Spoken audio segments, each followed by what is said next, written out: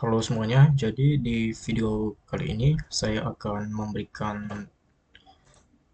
sebuah insight atau pengetahuan tentang salah satu tools forensik itu yang biasanya digunakan oleh penegak hukum atau tim forensik dan semacamnya untuk menginvestigasi, mengamankan, menganalisis barang bukti digital, misalkan seperti dari hard disk, SSD, flash disk, atau jenis tempat penyimpanan lainnya.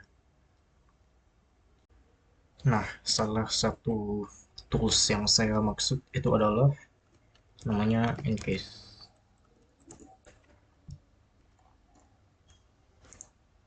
Nah, jadi di Encase kita bisa lihat di sini bisa mengakuisisi barang bukti, kemudian analisis forensik, investigasi mobile, kemudian kita lihat fiturnya itu ada bisa recovery file langsung di delete, dan bisa investigasi file dokumen, kemudian bisa analisis email,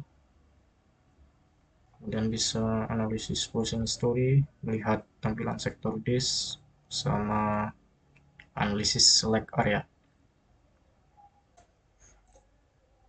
Nah, tapi untuk menggunakan Encase ini tidak mudah karena untuk pakai Encase sendiri kita perlu lisensinya.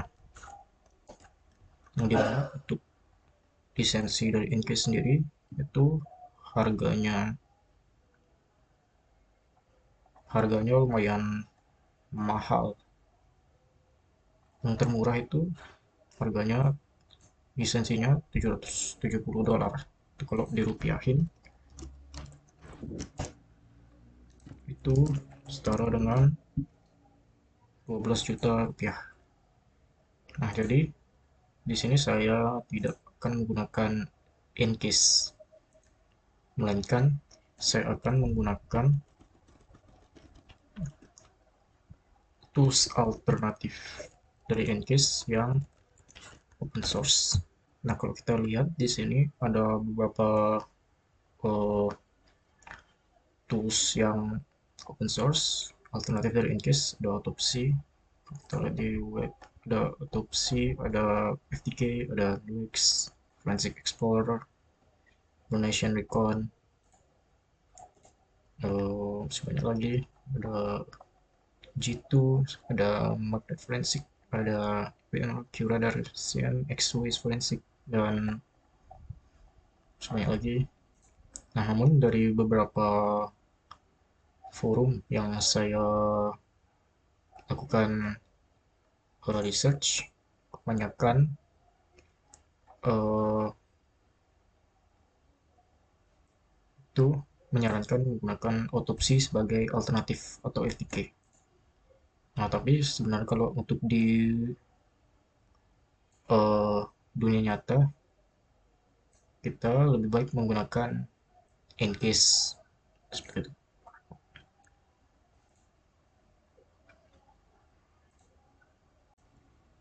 Nah, jadi karena beberapa alasan tadi, di sini saya akan menggunakan tools autopsi.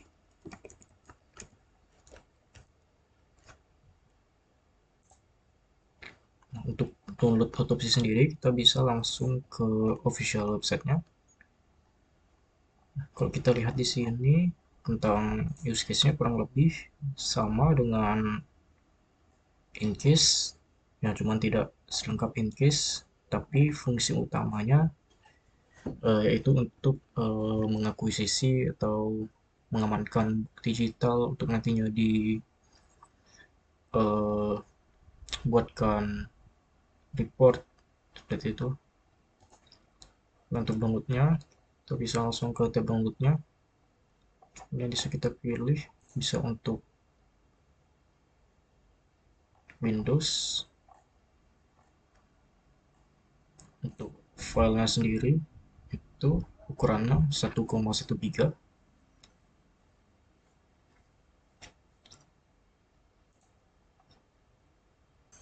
Nah, jadi kalau sudah selesai downloadnya, tinggal diinstal saja.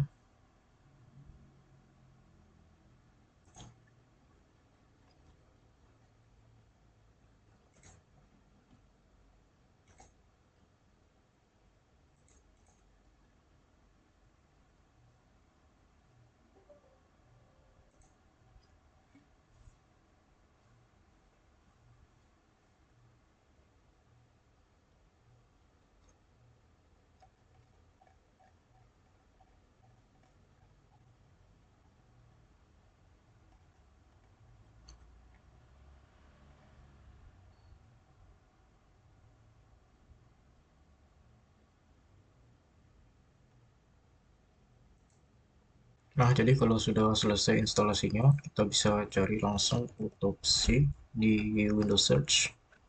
Kita buka saja.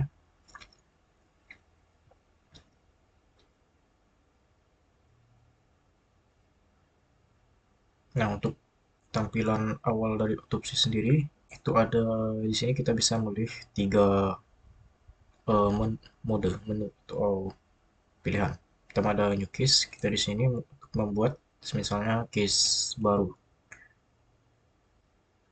Yang kedua ada open recent case, di sini kita bisa membuka eh, file case yang baru-baru kita buat. Kemudian di sini ada open case yang ketiga. Di sini open case fungsinya untuk eh, melihat semua case yang pernah kita buat. Di sini saya cuma pernah bikin dua. Oke, jadi untuk use case dari otopsinya sendiri, di sini saya akan menggunakan flash disk yang dihubungkan dengan USB. Di sini misalnya ada barang bukti dari sebuah perusahaan yang berupa misalnya penggelapan pajak. Jadi untuk menggunakan otopsinya sendiri, di sini pertama kita bisa buat case. Biasanya eh, nama case di sini setiap tim forensik itu eh, punya penamaannya sendiri. Misalnya seperti penggunaan tanggalnya, misalkan tanggal 7 bulan 1 tahun 2025, itu nama perusahaannya misalnya.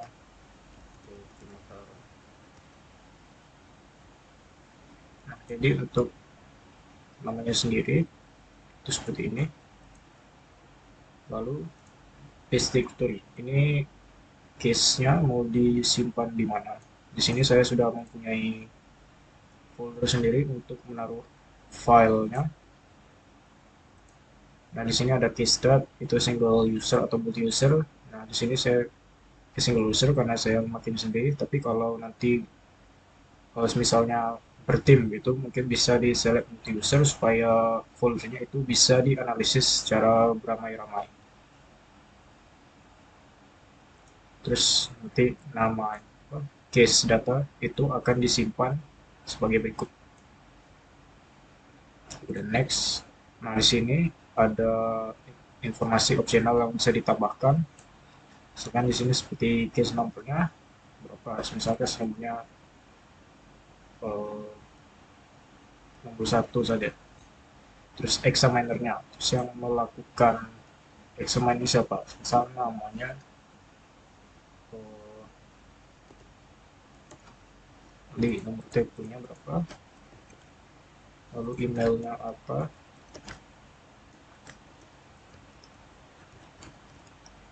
lalu ada pesan tambahan yang mungkin mau ditaruh. Misalnya pesannya itu adalah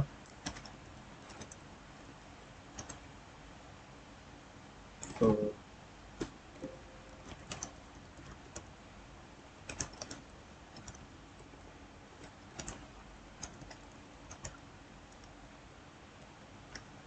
di perusahaan ABC. Nah, untuk organisasi di sini, semisal kalau ini dianalisis yang oleh sebuah organisasi, di sini kita bisa tambahkan, misalnya organisasinya polisi cyber. Nah, organisasinya namanya itu polisi cyber.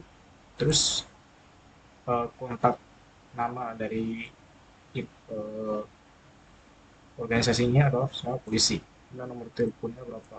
Kemudian akun emailnya apa. Nah, di sini boleh bisa diisi, boleh enggak. Di sini saya harus isi. Nah, kalau sudah, tinggal klik finish. Nanti otopsinya bakal ngebuat file-file yang bakal diperlukan nanti.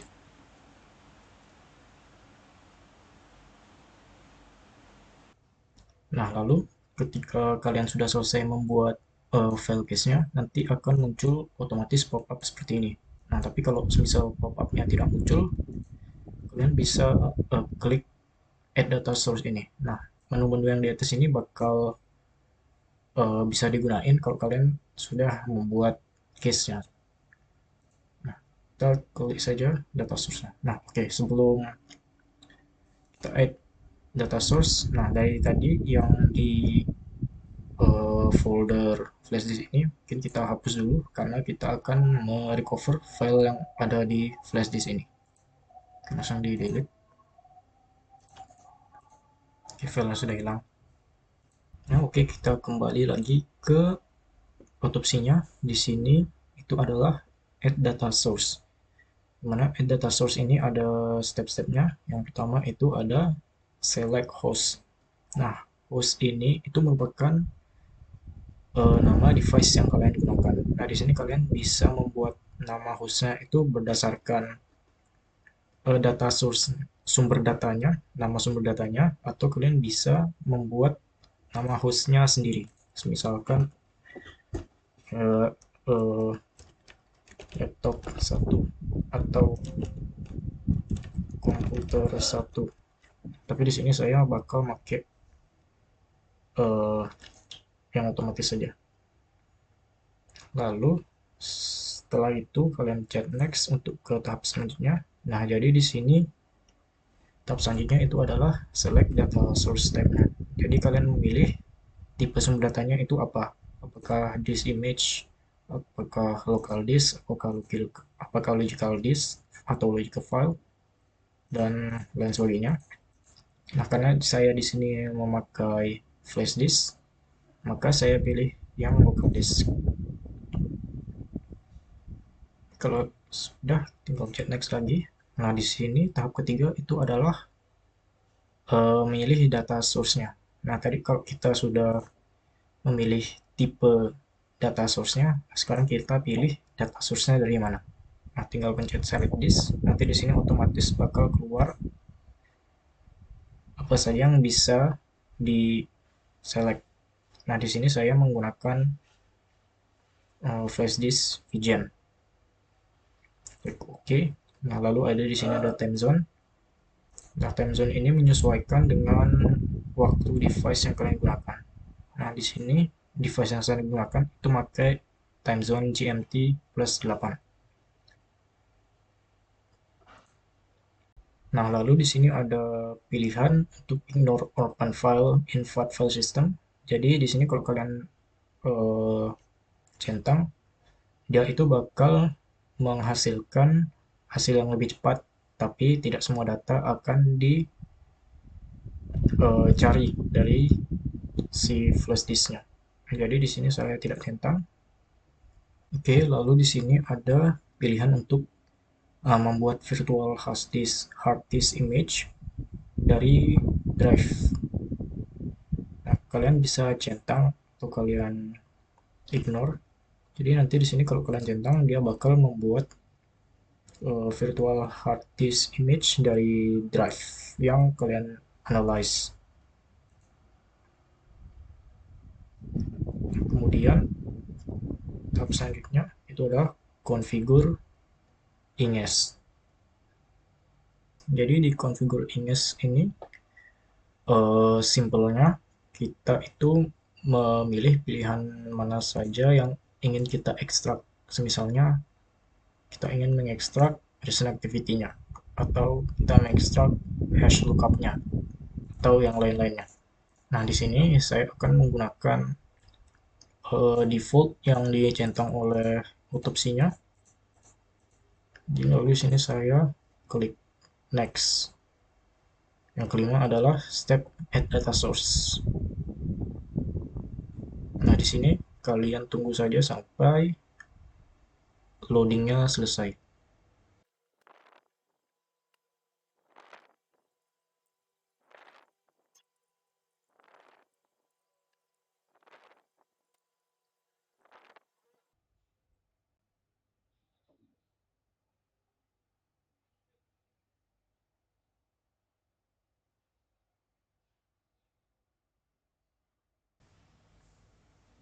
Oke, jadi nanti kalau sudah selesai, maka akan ada tulisan seperti ini, data source has been added to the local database. Lalu kita klik finish saja.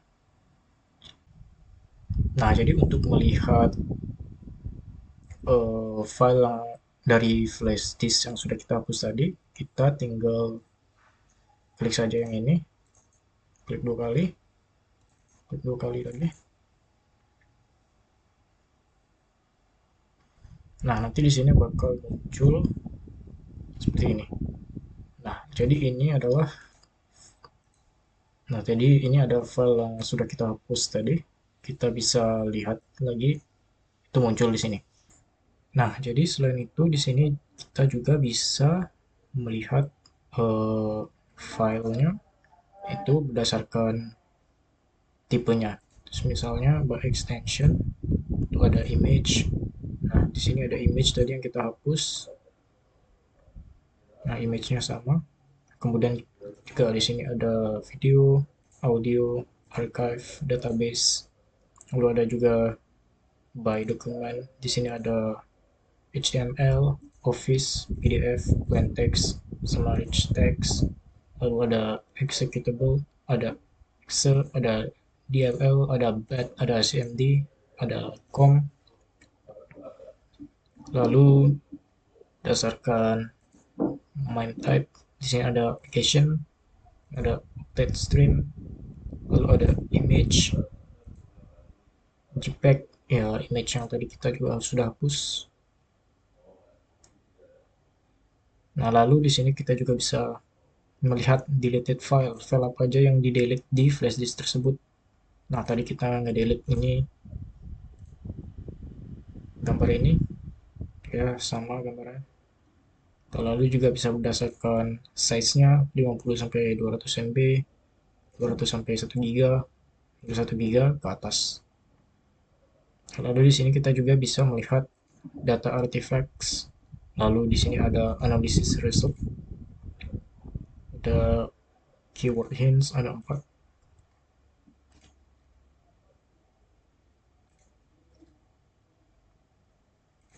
Lalu ada OS account, ada teks, lalu ada skornya. Nah, di sini ada suspicious item, ada 4.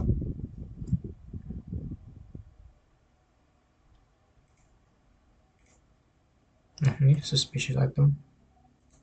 Ada file yang sudah kita delete tadi.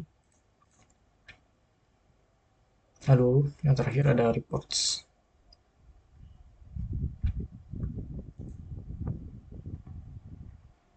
Nah, jadi lalu di sini juga kita bisa lihat di atas ada image or videos. Jadi di sini kalau kita buka, kita bisa melihat image apa aja yang ada di flash disk tersebut. Nah, ini image yang kita delete tadi. Sama. Di sini ada communications, misal di sini ada message, call logs atau contact, bisa dilihat di sini. Lalu ada geolocation, geolocationnya di sini di mana artefaknya ditemukan, tapi di sini nggak ada data dengan uh, data di mana artefaknya ditemukan. Jadi di skip. Di sini ada timeline, kita bisa melihat timelinenya di sini. Accounts-nya detail, detail. Ada list. Lalu di sini ada discovery, ada image, ada video, ada dokumen, domain. Lalu ada kita bisa generate report dari hasil yang sudah kita analisis tadi. Jadi bisa berupa HTML, Excel, file, dan lain-lain. Di sini saya coba untuk membuat file berupa teks. Di sini next. Nah, lalu select which source to include di A. Kita cek next. Nah, jadi di sini dia akan di reportnya dia akan membuat nama, file extensionnya, file type-nya, apakah itu di delete, dan sebagainya. Lalu kalau kita pencet finish, dia akan membuat reportnya. Jadi tampilan reportnya itu seperti ini. Nah, mungkin kalau udah kalau orang yang memang paham dunia cyberan, mungkin paham di sini, tapi saya di sini saya tidak paham. Nah, oke. Jadi kalau sudah selesai, kita bisa close case-nya. Nah, jadi kalau di close case-nya, maka dia akan kembali ke menu awal. Jadi kita di sini bisa juga open case yang tadi, misalnya case yang ini.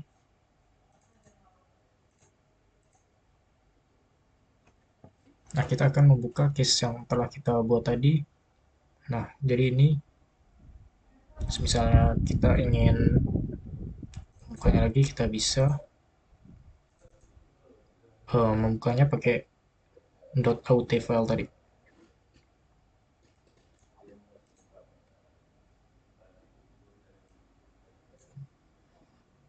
Nah, jadi mungkin seperti itu saja tentang penggunaan tools dari otopsi. Jadi sebenarnya saya di sini ingin menggunakan Encase, tapi saya tidak bisa menggunakan Encase karena beberapa alasan yang saya sebutkan sebelumnya.